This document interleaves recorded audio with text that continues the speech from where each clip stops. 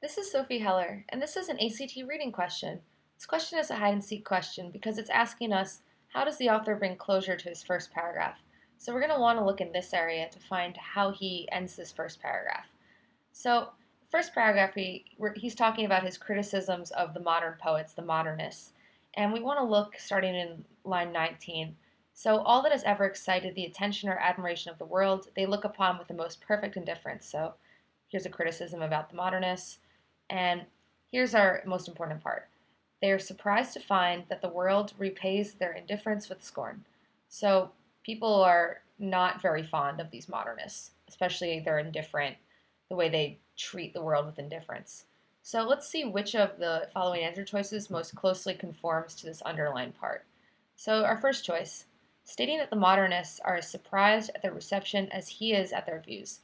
So although the modernists are surprised to find that the world is meeting them with scorn, we're not really talking about their reception and their reaction to their reception. Also, the author doesn't like their views, but he doesn't mention being surprised by them. He just mentions being perhaps offended or he doesn't like their views. Choice two, implying that the rest of the world is as indifferent to the modernists as the modernists are to the idea of something being superior than themselves.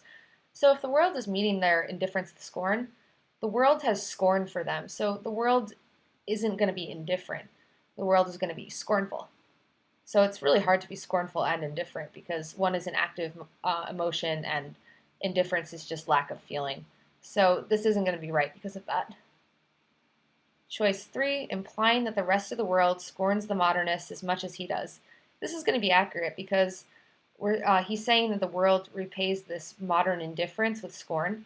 So we have scorn from the world, and we definitely have scorn from the author because he's spent this entire 24-line passage talking about how he really doesn't like the modern ideas. So this is going to be right. And choice four, stating that there is nothing heroical in the modernist position. We don't talk about anything heroical at the end of the first passage. Or first paragraph. We're just talking about how the modernists are filled with indifference and the world meets them with scorn. So this isn't mentioned at the end of the first paragraph. Choice three